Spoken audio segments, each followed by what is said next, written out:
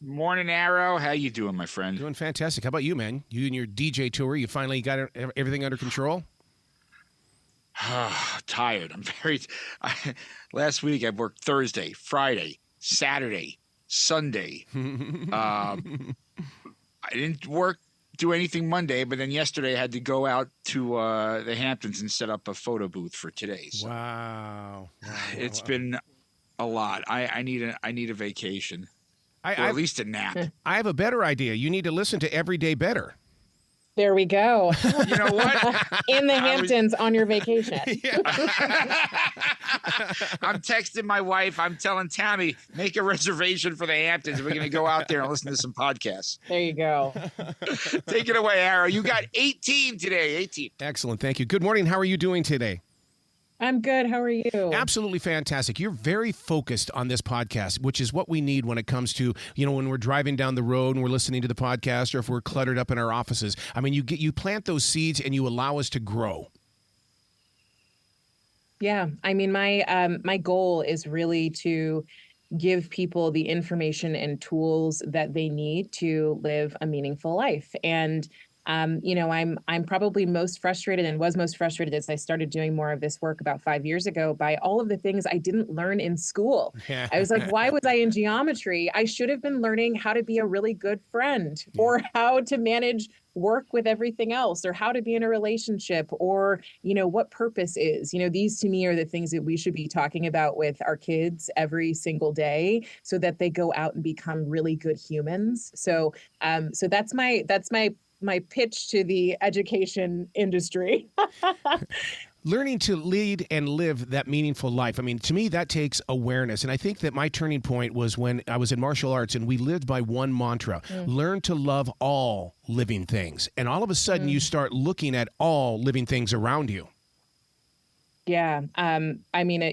Martial arts, I have never done that, but I can imagine it's a really present and aware and very deepening practice. I found myself really steeped in meditation. So that's where I kind of started my own process. And I used to think that people who meditated had to be people who were only in white linens and spoke really softly and just spent their weekends drinking tea. And I was like, that's not going to be my life, but I do want to try this thing. So, I love that idea of learn to love all living things. And I do believe the deeper you go in your own relationship with yourself and, in your meditation or whatever practices or things that you do, the more you have respect for, everything on the planet, because it's all such a gift. We've got listeners that are checking in and they're going, I tried meditation, but I fall asleep. And to me, that's part of the learning process, isn't it? Yeah, I meditated this morning and fell asleep.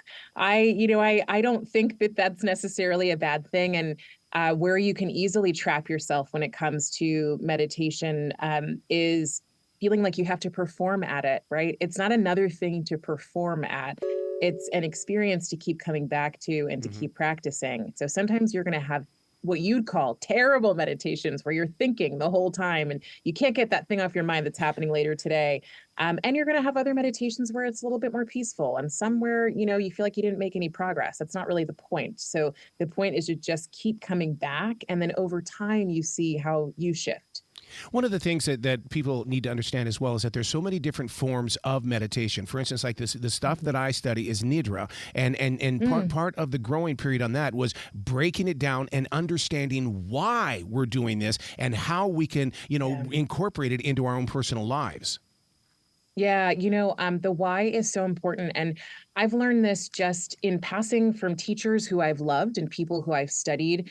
They focus a lot on sharing with people, sharing the knowledge first before trying to sort of impart or, get people to do the practice, and how much more meaningful it is for the brain even, and for you as a human to go, oh, I'm doing this because that, versus I guess I'll just go do this meditation thing, right? Like if I told you, you're going to go meditate because after you do it for 2 weeks, you'll find that you're more focused, you have more clarity, and you have more energy.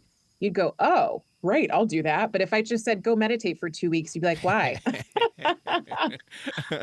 Do you believe in the process of defragging? In other words, asking yourself the questions and then questioning the answers? Ooh, I love that. I don't think I've heard of it. But I'd say maybe I do that accidentally. So Yeah. yes, I do believe in it. Yeah, because the inner core to me has a bunch of questions, and here are your outside arms and feet, and you're going, I don't know, where we're going, but that inner core really Yeah. wants to have a voice on the outside as well. Yeah, I think that asking the questions and questioning the answers is fantastic. I'm definitely, and it sounds like you are too, Arrow, an existential thinker. Sometimes it gets overdone. Yeah. Sometimes it's fantastic. We call it our sharp edge and our Achilles heel, right? But I do believe that we don't know. We know much less than we believe we know, right? So there's nothing wrong with asking the questions and then questioning the answers. I do think, one thing I've recognized in myself is I have a tendency to get stuck in analysis paralysis, right? I'll think and I'll overanalyze, right? Like, so you too, overthinking, overanalyzing, worrying, when it comes to making decisions, wanting to make the best choice. And how do I make sure I make the best choice? And gosh, I have learned that in the last, I don't know, 10 years and maybe less, actually, probably 5 years, that I heard something from a woman who has been studying psychology for a long time. Her name's Ellen Langer. She's the mother of positive psychology.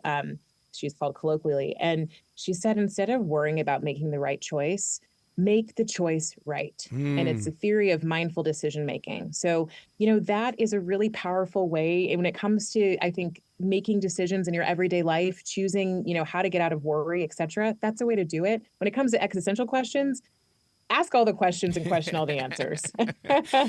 Your podcast focuses in on having play and humor at the workplace, and I totally believe in this. And so, I mean, it's like this is how we work at The Essential Job, and that is we're about ready to get a new manager in, and we've already grouped up the people, and we're going, we're strong with our humor and our play. And when they step in, they can't step on us because we will bring up the fun. I mean, it's so important, isn't it? Yeah, it's huge. I think there's absolutely times for different things, times for focus, times for all different things. But I think, what are we doing if we don't have some sort of laughter in our work? And I certainly, even in this work that I do, it's pretty meaningful work, and it can sometimes feel really serious. And I found myself in moments where I'm like, relax. Yep. It's not that serious. Like, you're going to be okay, and everybody else is. So, my hope is that anyone that I work with is like, oh, this was fun. Sure, we focused. Sure, we might have stumbled and fallen, but this was fun, because ultimately we are humans. And so, the desires we have outside of work to enjoy our lives and to have fun don't all of a sudden change. We don't become robots when we walk into an office. So how do we bring some of that into the world of work? What happens when our grandkids or even children are zombies? How do we get them to understand the meaningfulness of life, or just to find any purpose to move them forward? Tell me more about zombies. Are we talking like The Last of Us or like social media zombies? I love my grandson to pieces. One of the greatest moments of his life was his graduation this past week, and he was nothing. There was no excitement. There was no emotion. Even when we went out to brunch, there was just nothing going on. And my wife and I are going, what do we do? How do we plant these seeds? Well, I don't know, obviously, that specific situation of what's going on, but I think I've found most of my own sense of meaning, and I've seen people find their own sense of meaning when I'm not holding that little half-pound brick in my hand. Yep. So I absolutely understand that, when I think about iPhones, and I think so many children are growing up with them these days, of course, if not all of them or majority of them, I do think that in some way changes the way that we experience the world. And I think that children and, young adults can spend some more time getting away from those devices so that they can have more experiences like we're meant to have, right? I think that technology has an amazing place in our world, of course, right? And it's going to continue to. It's not going anywhere. So it's really more about the relationship to it. And I think that can bring more of a sense of meaning and purpose, is like actually being out in the world, seeing the world, building relationships, thinking. Just spending time thinking, not just ingesting and consuming from, TV and phones. Another thing you cover on the podcast, which I think is fantastic, no regrets living. This has to be something you got to work on every day. Keep it activated. Yeah, I mean, I'm someone who absolutely likes to reflect. I think that's a really important thing to do. And I imagine you do too, Arrow. When I think about no regrets living, I think that some people might look at no regrets as like, well, I'm going to do it all and I'm not going to regret anything. actually think that's it. I do think, and I've learned from different guests, that there is a real purpose for regret.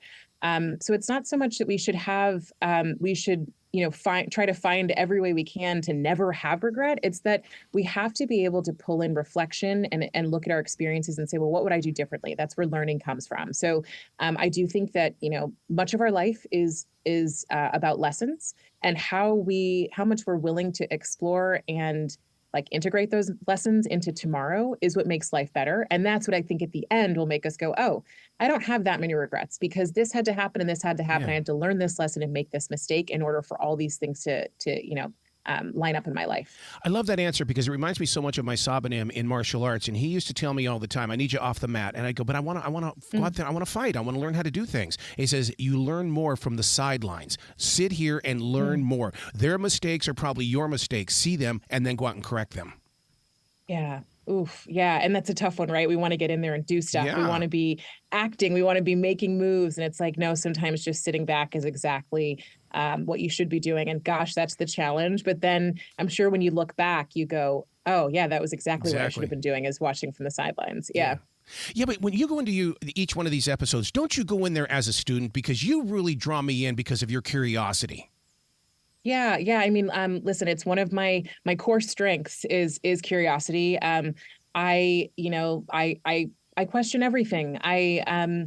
I believe there's so much information out there that we don't have.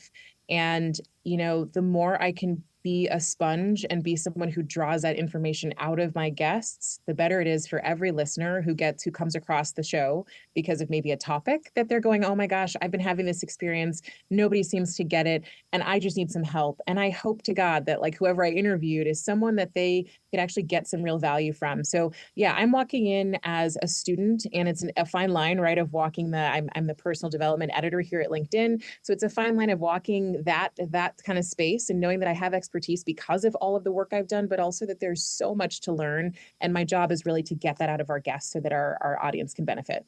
Okay, from one podcaster to another one here, when you're prepping and you're about ready to go into a conversation with an authentic philosopher, and the one thing that you're going to cover is forgiveness, how do you prep for that? Do you let it naturally happen, or do you wait for the setup and then you step in? Well, I mean, so definitely preparation goes into that. So there are multiple ways to prep. I have an amazing team of people who, I work with that help me with that preparation, where we think through, what's our angle? What are we really trying to do? My goal is to get something out of that guest that they've maybe never said before or never thought about before. Like I want them to end the conversation and go, oh, I didn't think of it that way. Or I had never shared, I never got to say that to somebody. That's how I know it's gone well. And so part of that is also then preparing, but also realizing that the kind of the genius is in the moment and in the dance of a conversation, because that's where you get the good stuff from people and not just the questions that they've been asked on every other interview they've done. Wealth versus abundance. I think it took me 40 years to understand that.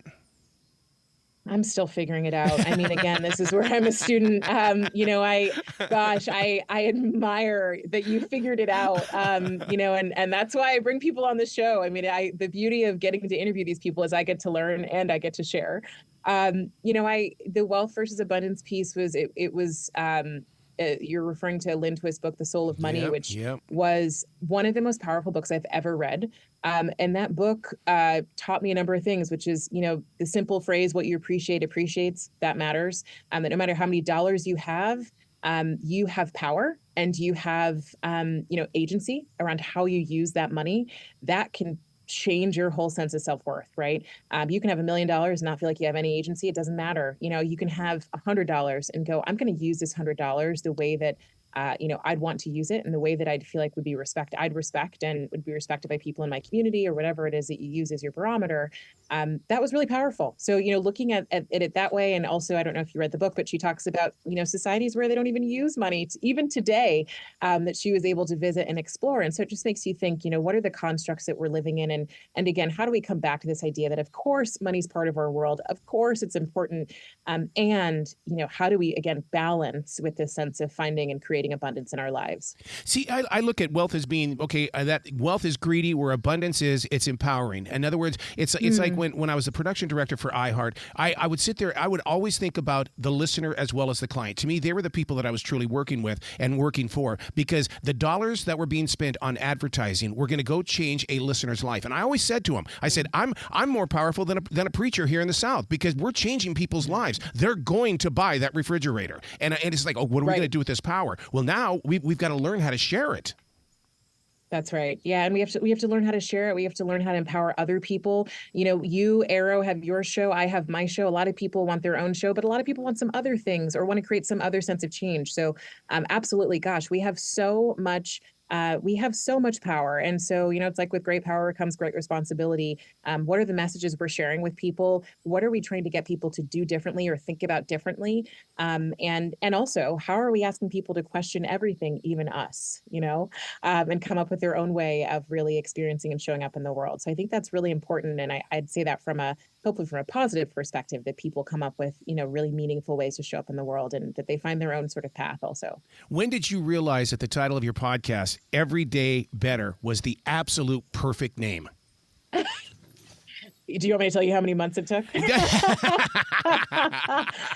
That's so You true. Gosh, I mean, you don't realize how difficult naming is until you start naming, and you realize how many other shows have the name that you want, and all, you know, it's all that stuff. It took us about 9 months, and I worked with a number of people. I mean, gosh, I had moments where I was like, I was sitting on my couch on a Saturday, and I'm like, I have the name, it's done. And then I went to the podcast app, and realized there were 7 other shows with that name. So I'm not that unique. So yeah, you know, I realized, listen, I won't even say that I had a moment when I realized. I had a moment when I decided, right? Like back to make the choice right. I made the choice right. I was like, okay, I have come up with so many names. This one feels like a name that people would find they would be interested in. And you know, it's going to do what it does. So we're going to make the choice right. So that took about 9 months. We got there, and here we are. As listeners discover the podcast and they start activating the lessons that you're sharing, not teaching, sharing. And because I believe that's how we live our lives. The one thing that they're going to learn is that as they change, those around them don't like that change all the time. So they go back to their old selves. It's like that to me. That's the wall we've got to push to the side and accept the new you. Yeah, I mean, listen, it's change is tough. It's tough for all of us. That's why there are people in a probably multi-million-dollar industry who manage change in organizations. You know, it's a tough thing to experience, and it's a tough thing to experience with people that you know and feel personally connected to. That's its own angle. Most people will not love change, even if they know it's for the better, right? How many of us do stuff that we know we shouldn't do? I ate a bunch of ice cream yesterday. I have a favorite gelato shop around the corner, and I found that ice cream and I ate it. I knew I shouldn't have done it. You know, it's like, how many times do we all have vices, we have our stuff. And so, you know, I think ultimately it's like, you got to change for you, and not everyone's going to love it. And I don't always love the people who love you the most will stay on board phrases. I'm not a huge fan of that. I don't think it's about loving you the most. I think it's their own challenges with their own changes they need to make, right? It's like if you said, I'm going to stop eating meat because this, and this, and you told me all the reasons and there were facts behind it, I'd be triggered because I love meat, right? But that's not about you. That's about me. And so I think there's also extending some empathy to the fact that people have challenges with change, not because they don't love us, but because they have to look in the mirror too. You got to come back to the show anytime in the future. 20 minutes with you is not enough. I love it. Oh, I love it. Thank you so much for having me, Arrow. Well, you be brilliant today, okay? You too. See you later.